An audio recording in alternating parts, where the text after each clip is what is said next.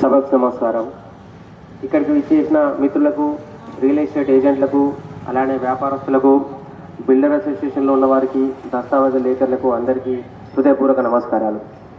వాస్తవానికి ఇవాళ ఇక్కడ మనకు జరిగే సమావేశానికి యొక్క ముఖ్య ఉద్దేశం ఏంటంటే, ప్రభుత్వం ప్రవేశపెట్టిన ఎల్ఆర్ఎస్, టీఆర్ఎస్, విఎల్టీ ఈ మూడిటికి రద్దు అయ్యే విధంగా నిరసన తెలిపేందుకు నిరాహార దీక్ష చేస్తున్నాం. కానీ వాస్తవానికి మనము పథకాల విషయంలో మనకు తెలిసేది ఉంటే దాన్ని ఎందుకు మనం నిరసిస్తున్నాము, దాంట్లో జరిగే నష్టపరిహారాలు ఏంటి, ప్రజలకు జరిగే అన్యాయం ఏంటి అనే విషయం మనకు పూర్తిగా లోతుగా తెలుసుకునే అవకాశం వస్తుంది.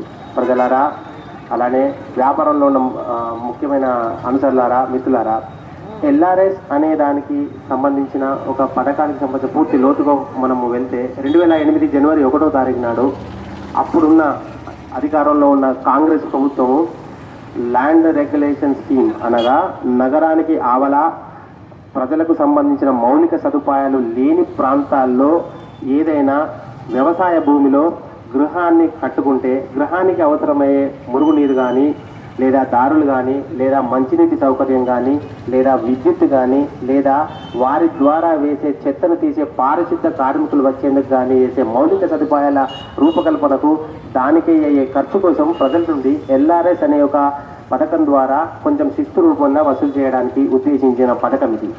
కానీ దాంట్లో జరిగిన విషయం ఏంటంటే, అప్పటి వరకు 2008 జనవరి 1వ తారీఖు వరకు ఏదైతే గ్రామాలైనా, లేదా పట్టణాలైనా, లేదా మహాపట్టణాలైనా, లేదా నగరపాలికలైనా, లేదా కార్పొరేషన్లైనా ఇవన్నిటికీ ఒకే గొడుగు కిందికి తీసుకొచ్చి ఎల్ఆర్ఎస్ పథకాన్ని ప్రవేశపెట్టడం జరిగింది.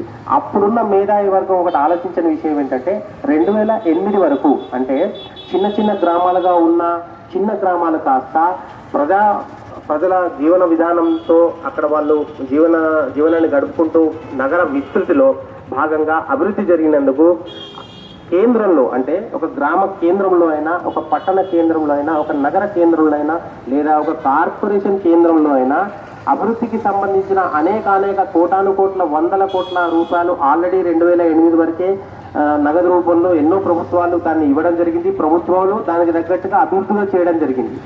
అలాంటి పరిస్థితుల్లో, అలాంటి ప్రదేశాల్లో కూడా ఎల్ఆర్ఎస్ వేయడం ఎంతవరకు మూర్ఖత్వం అని అప్పుడు ప్రభుత్వాలు ఆలోచించలే. కానీ యాజ్ ఇట్ ఈస్గా 2014 అనగా 2008వ సంవత్సరం ఏదైతే కాంగ్రెస్ ప్రభుత్వం ఉన్నప్పుడు చేసిన ఈ యొక్క ఎల్ఆర్ఎస్ అనే పథకాన్ని యాజ్ ఇట్ ఈస్గా తెలంగాణ ఏర్పడిన తర్వాత మన మేధావులు అంటే తెలంగాణలో ఉన్న మేధావి వర్గము ఏం చేసింది, దాన్ని యాజ్ ఇట్ ఈస్గా అడాప్ట్ చేసుకున్నది ఎల్ఆర్ఎస్ను.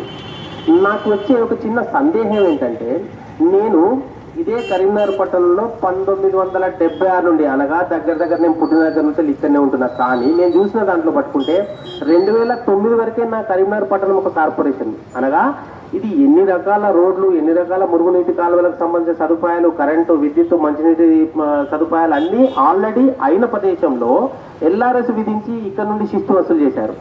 2008లో శిస్తు వసూలు చేశారు. దానికి సంబంధించిన అప్లికేషన్లు 35,000 అవి పెండింగ్లో ఉండే. ఎప్పటివరకు నడిచిందంటే అది గమ్మత్తైన విషయం, మనకు హాస్యాస్పదమైన విషయం ఏంటంటే 2008లో ప్రవేశపెట్టిన ఈ పథకం కాస్త 2011 దాకా నడిచింది. అంటే 3 సంవత్సరాలు.